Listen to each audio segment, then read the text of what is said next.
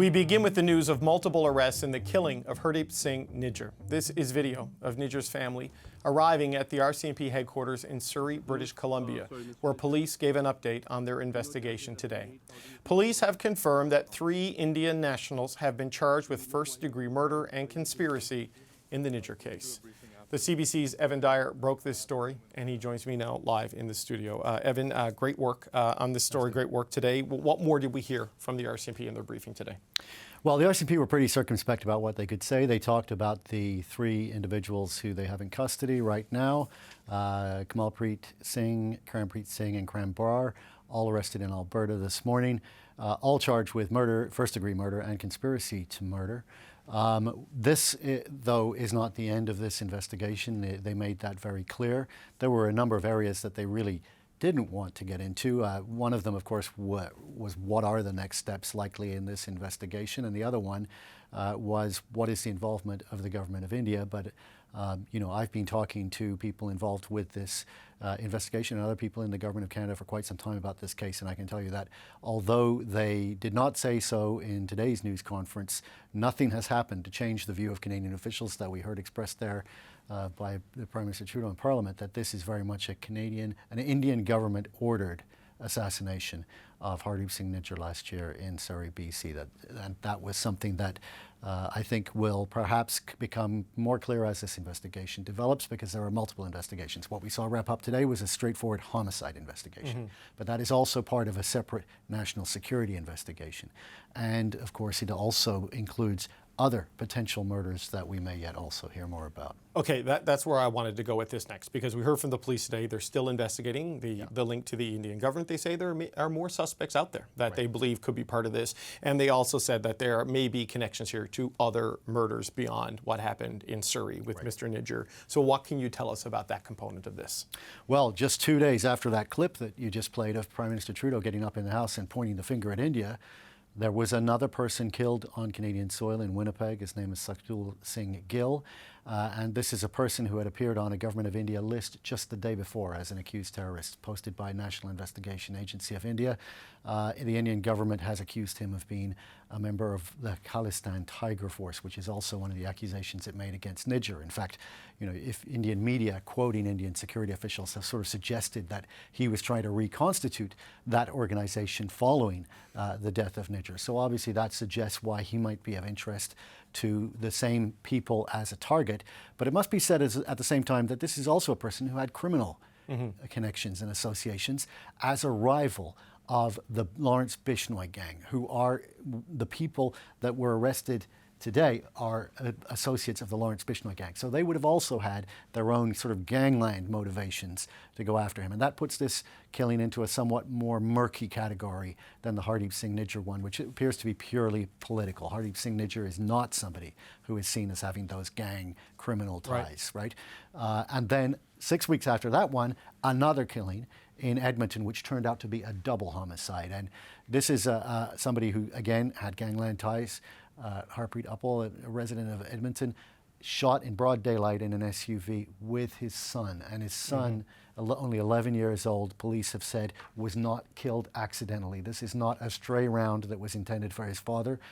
Whether it's video evidence or witness evidence, I don't know, but the police have solid reason to believe that the father and son were separately and deliberately executed by killers who have not yet been charged. And we didn't see in today's news conference any mention of those other 2 murders, but I can tell you that investigators are certainly actively trying to link them. It's interesting you mentioned the gangland connections, because I've kept it, the indictment that was unsealed in the U.S. court about the attempted assassination of the murder plot, alleged murder plot of a Sikh activist there, where they claim Government of India officials tried to hire known gangland and drug-connected individuals to be part of that. So that maybe speaks to the larger pattern at play here that you sort of connected. But, you know...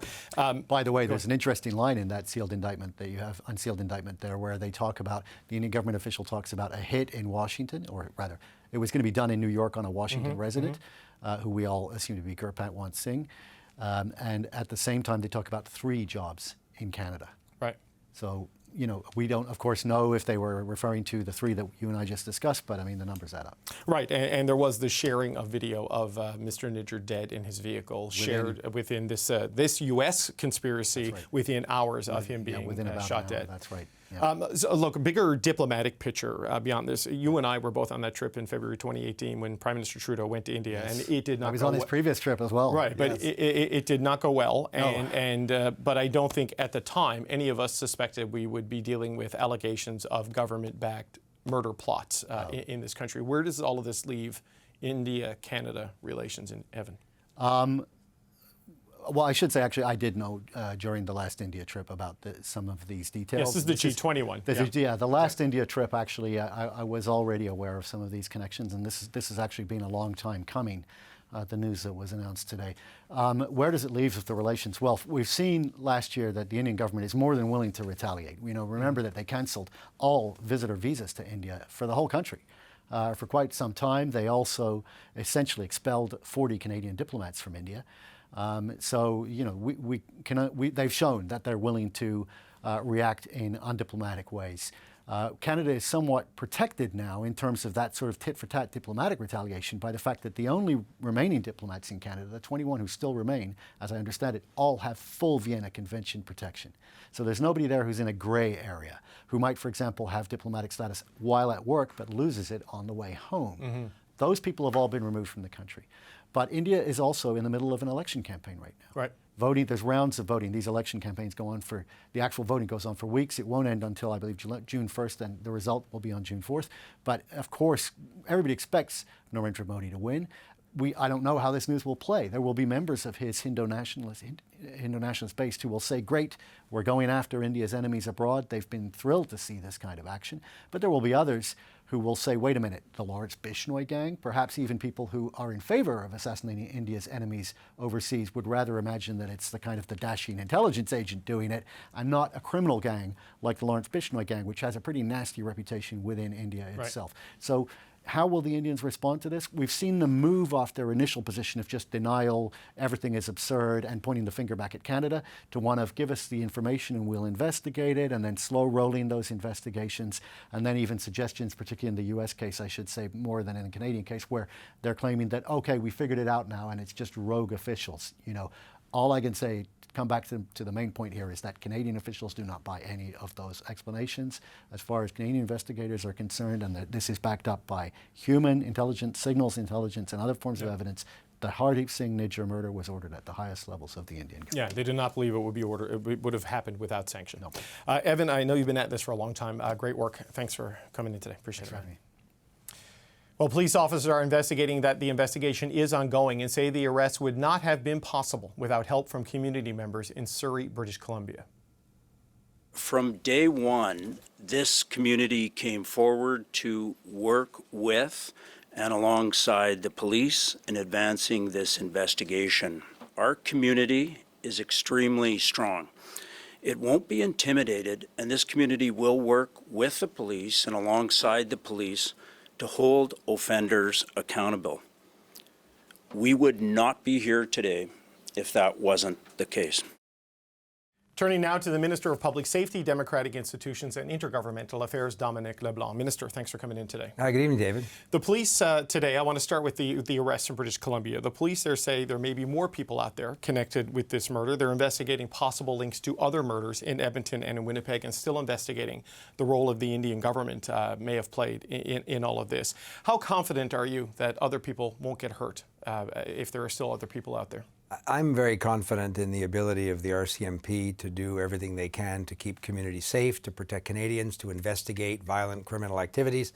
What we saw earlier today was the result of a long-term, effective, robust police investigation.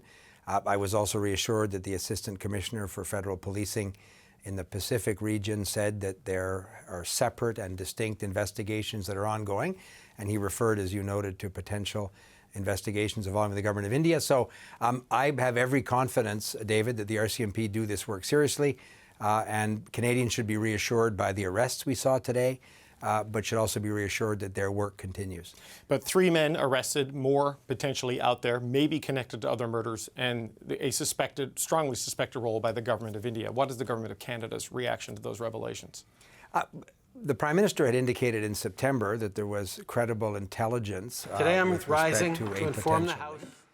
Those were the exact words he used. The RCMP Assistant Commissioner made those comments again today in the news conference in British Columbia. So we think it's important to let the RCMP do this work. They do this work independently, of course, but people should know that we're a rule of law country, that if people commit violent crimes in Canada, they'll be investigated and prosecuted. And the RCMP, I'm reassured that they confirmed these separate and distinct investigations were ongoing.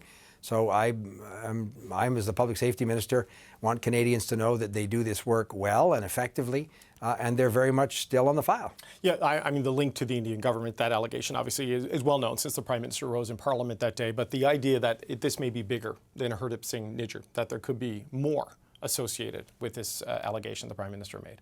Again, so speculation, it's not up to a politician to speculate on potential criminal investigations or criminal charges. I think the police can speak to those issues. I have no information with respect to the details of specific investigations, but I do know that they have the resources they need and the mandate they need to do this work to protect Canadians, and I'm very confident they're doing exactly that. The 3 men who have been arrested and charged, they are non-permanent residents, possibly here on student visas. Is the government going to look at how these men got into Canada to see if there's any issues there? So my colleague, the Minister of Immigration, is always looking at ways to ensure the integrity of the visa process.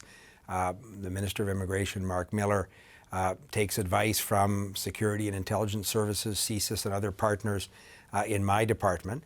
Again, I can't speak to the specific status of these people who were arrested. That'll be part, I assume, of the evidence that's introduced in an eventual trial.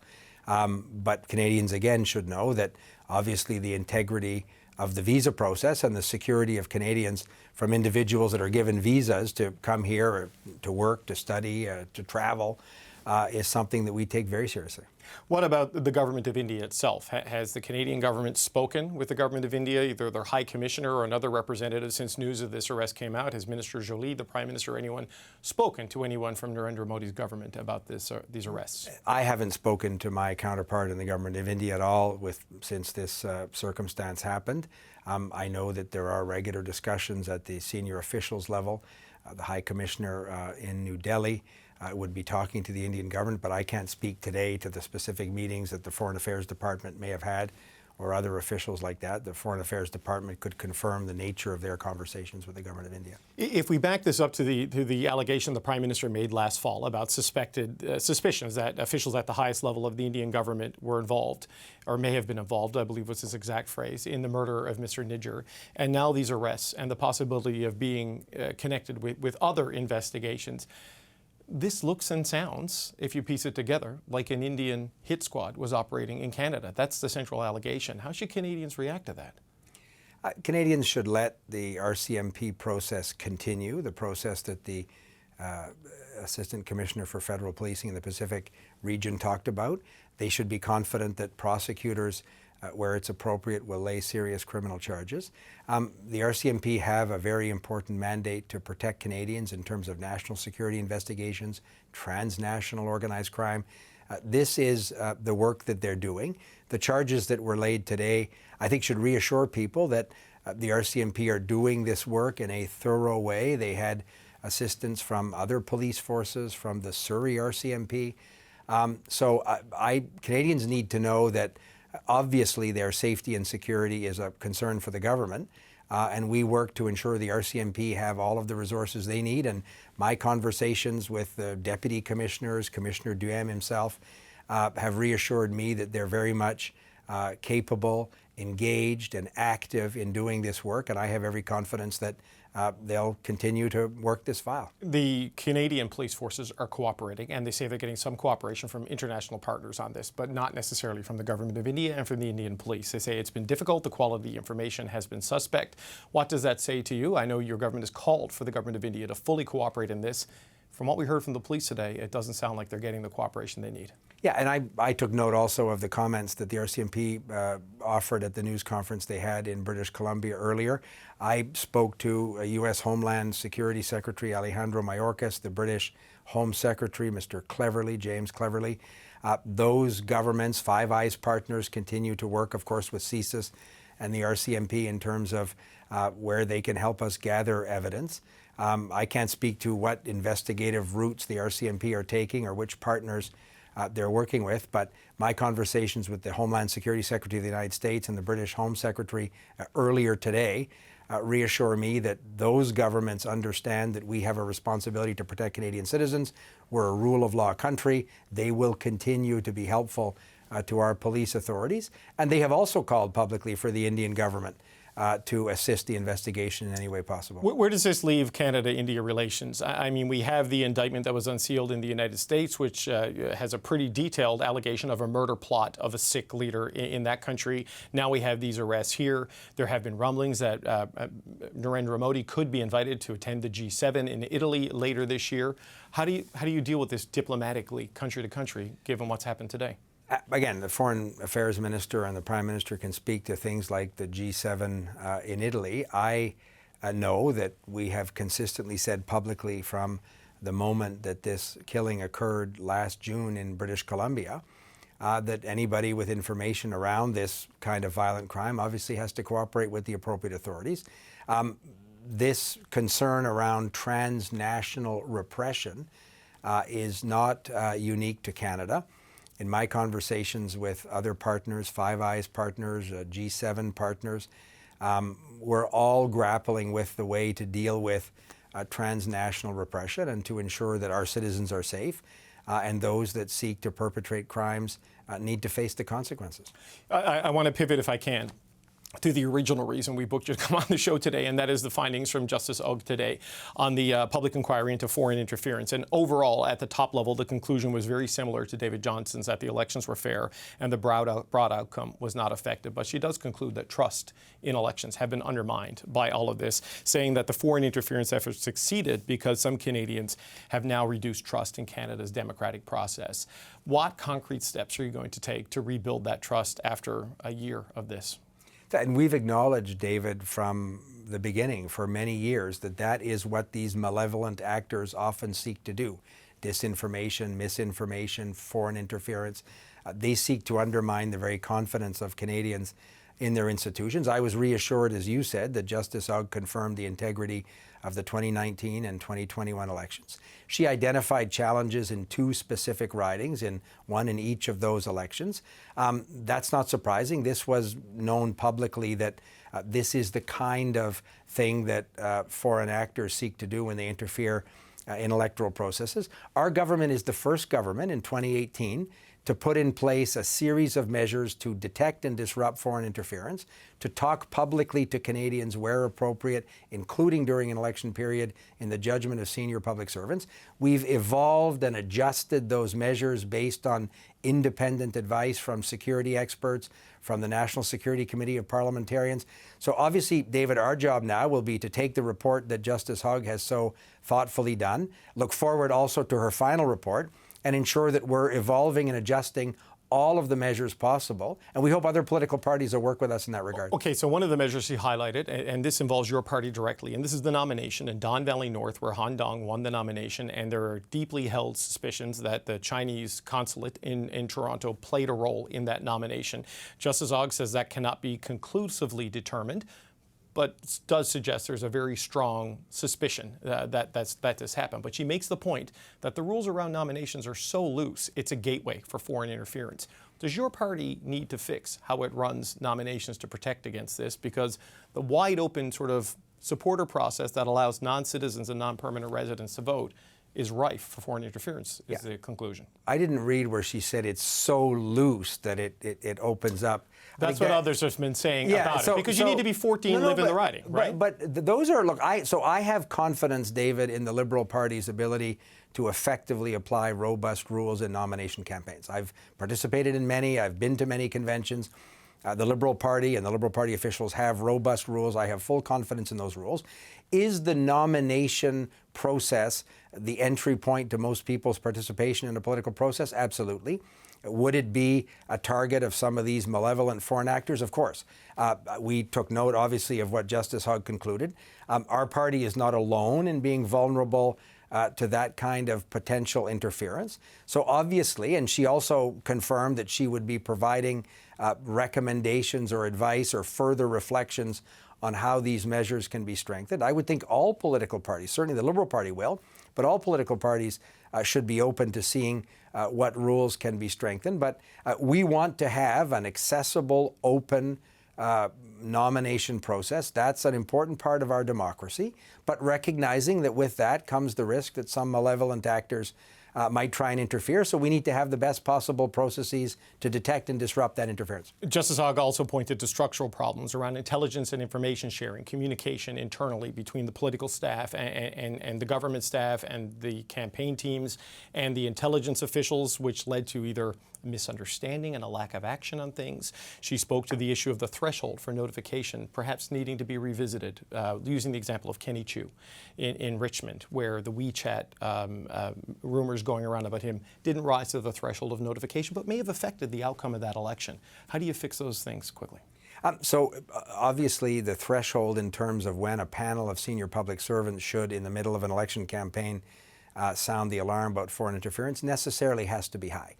Because that can in turn become part of undermining confidence, to your earlier question, or contributing to a foreign actor who's seeking to undermine that confidence. So we have faith in the judgment of the senior public servants that administer that kind of process.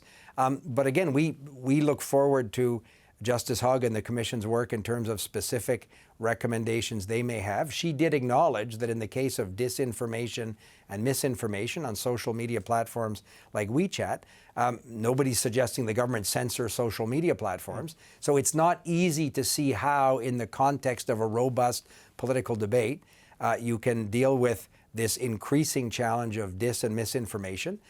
We've invested with initiatives to help citizens become more resilient, to help civil society educate people in terms of reliable news sources. So we've been on this work for many, many months and many years, but we continue to think that we can take other steps that further strengthen these elements. Okay, Dominic LeBlanc, I'm out of time. I want to thank you for coming in. Thank you, David.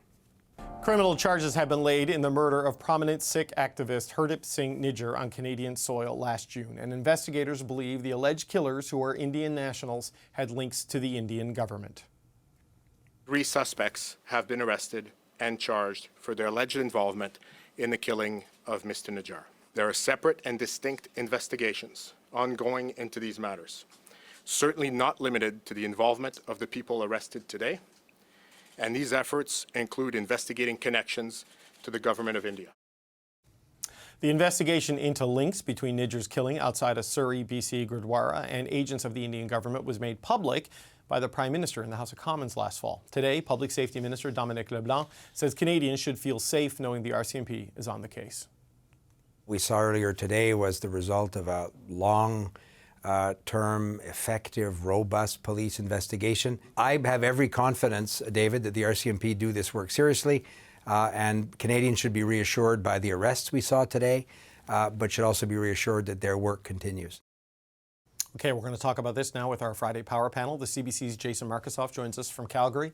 Nigan Sinclair is a columnist for the Winnipeg Free Press. And here with me in the studio, journalist and author Paul Wells and editorial writer for Le Devoir, Marie Vastel.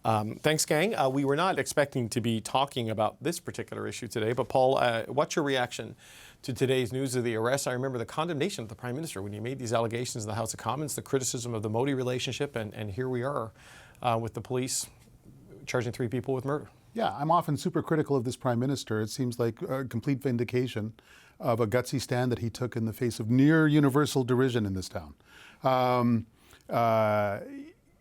Once you suspect that a foreign government is involved in the murder of Canadian citizen on Canadian land, and you're the Prime Minister, I don't understand why you would keep that information to yourself.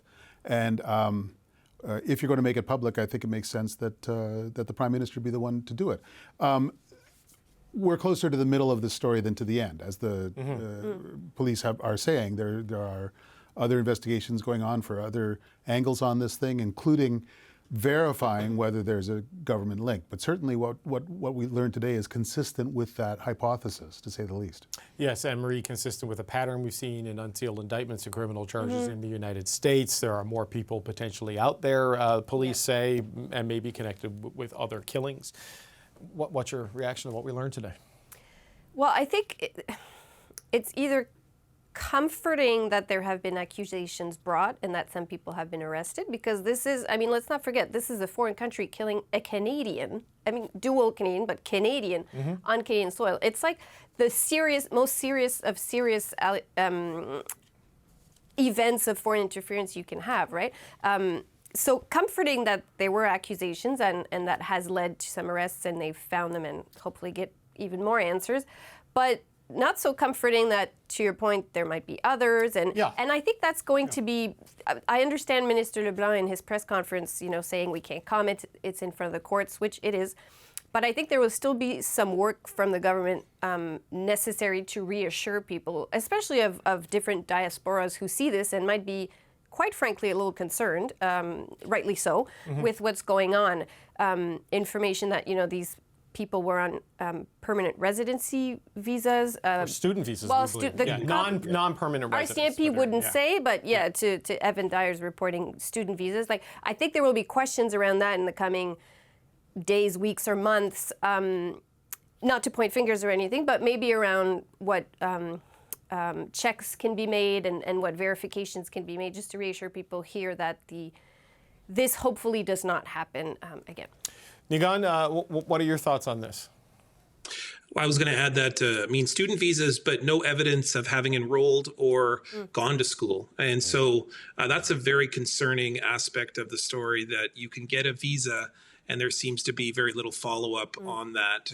And I think particularly when we look at the cap on student visas that's proceeding, I wonder if the two stories are connected, or whether there's a concern that there's elements coming within the country of that kind of gap around student visas that are concerning, and that there's very little follow-up. So I think that's an element of the story that I'm curious in seeing whether it goes on. But I mean, the reality is that this is a group of Sikh individuals who are seeking and having concerns around their own government, and that allegedly a national government, and your previous interview just before this was very enlightening, in that it showed that there is a deep concern amongst people who are in the know, in the knowledge community, in the international espionage community, that there is knowledge and perhaps an almost impossibility that it wouldn't be anyone but the Indian government, that they're willing to take those who are having deep concerns and holding things like referendum votes, unofficial of course, expressing concern around their own government and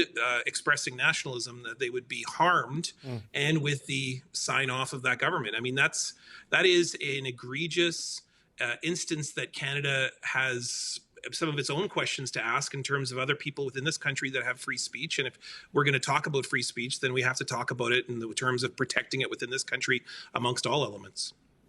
Jason, the great irony is that, 3-4 days ago, India summoned Canadian officials to rebuke them and lecture them on politicians attending a Sikh rally in Toronto because they didn't like the content. And here we have a murder allegation that investigators say could be connected to the government of India, and they're complaining about a lack of cooperation from Indian police on getting to the bottom of this. Well, yeah, timing is canny, isn't it? This is, I mean, good for, you talk about it's good for democracy in a way. It's good for, for the Sikh communities. There seems like there's relief and encouragement there. I mean, you talk about foreign interference. This is, such incidents, even in some ways worse than some of the electoral interference that was, we'll get into later in the Hogue Commission, that it makes people fearful for their lives and how they can conduct themselves and be citizens of a new country without fear of their own inflicting harm to them or threatening their life. I reflect on two other things with all this. One is Marie was talking earlier about how much more work the government might have to do to ensure, based on what they can and can't say now. Well, they have to do a whole lot less now because of what the U.S. has disclosed in their unsealed indictment and in the work that they've done to explain how they thwarted an assassination attempt by the Indian government. I mean, so many of those links have been established through that document. The other thing I was thinking of and looking at with much interest was the difference in tone between how the Conservatives responded to the Hogue Commission and how they responded to this, the Nijjar arrests. I think back to that time last summer when there seemed to be such unity in some part, not fully, among the parties when Mr. Trudeau announced his allegations. There was some circumspectness from Poilievre, but mostly unity. In this case, they were grateful that the RCMP and national security officials did their work on this. They did note that, had this government been more concerned about foreign interference, might this not have happened? Because after all, the U.S. was able to thwart with their policing and their intelligence agencies attempted assassinations there. It's interesting just about the U.S. one, because I've kept this indictment in the studio since I got it, Paul, because it reads like a movie plot. And the U.S. was able to do this because the allegation is that an Indian government official hired a man named Nikhil Gupta to arrange for the murder. And he reached out to someone he believed to be a criminal associate, but who was in fact a confidential source working with U.S. law enforcement. So it was blind luck. For the Americans that they were able to do this, just having, because a drug enforcement agency source to deal with it. But going back to when all of this started, the tensions with India last summer on the G20 trip, when the chilly body language, as everyone got into that voodoo of body language reading between the Prime Minister and Prime Minister Modi. I remember being on the show and people saying, oh, Trudeau damaging India relations, and asking, why do people automatically assume Canada's in the wrong here? And I go back to that time. With what we learned when the Prime Minister rose in Parliament and what we've seen today and what we learned in the U.S. indictment, there was a lot of reflexive just condemnation of Canada in this. And it's time to have a real hard look at how we view the Modi government, is it not, with everything that we've learned in the months since? Yeah, I think there might be room for two wrongs in here. I'm really happy that if this is the way the Modi government responds to the Indian diaspora by threatening and killing, allegedly arranging the murder of some of them, that he's no longer that there's no longer a sort of go along, get along complacency about it. Similarly, if India should not be used as a base to plan violence against Canadian citizens, then Canada should not be used as a base for planning violence against Indian citizens. And there are credible allegations, many of them reported by a guy who used to sit in this chair, Terry Malevsky, that goes on all the time. Yep. And I think you can make a strong argument that there's far too much complacency about violent Sikh militancy in Canada. Rishi Sunak, the terribly unpopular Prime Minister of Great Britain, has had no difficulty saying, you must not use Britain to plan this sort of terrorist activity in India. And I would feel better if this Prime Minister, who's having a good day on half of this issue, would be quite a bit clearer on the other half. Right. Okay. I want to show you something that was just released by police, and this is one of the pictures of one of the three men who was charged today, if we can get that. There you go. This is, who is this? This is Karan Brar. Sorry. I saw the photo and I saw the news release and had all three names. This is Karan Brar, 22 years old, of Edmonton. The other people charged are 22-year-old Kamal Preet Singh of Edmonton and 28-year-old Karen Preet Singh of Edmonton. But this is a photo of 22-year-old Karan Brar. And police said today, Marie, they were releasing this because they wanted people to, if they had seen them, because they do think other people may be involved with this, that they wanted this to be an indicator. Your quick final thoughts on this topic, and I want to move on and talk about Justice Ogg.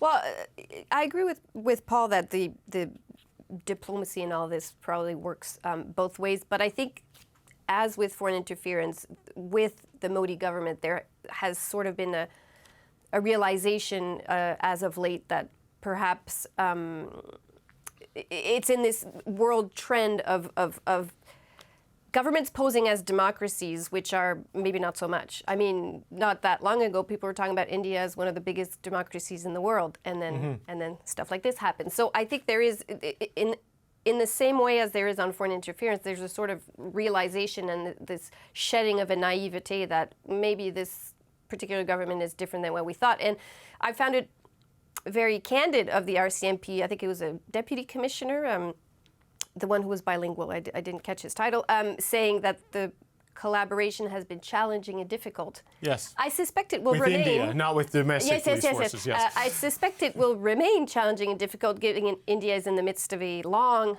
election campaign. Yeah. I will be interested to see their reaction, because I'm sure back at home they will want to give a certain message going against what has just been transpired today. You know, the G7 is coming up, I think, next month, and I've heard rumors Yes. that Narendra Modi is going to be invited there by the head of Italy, which is hosting it. So, wow, that's going to be a heck of a meeting.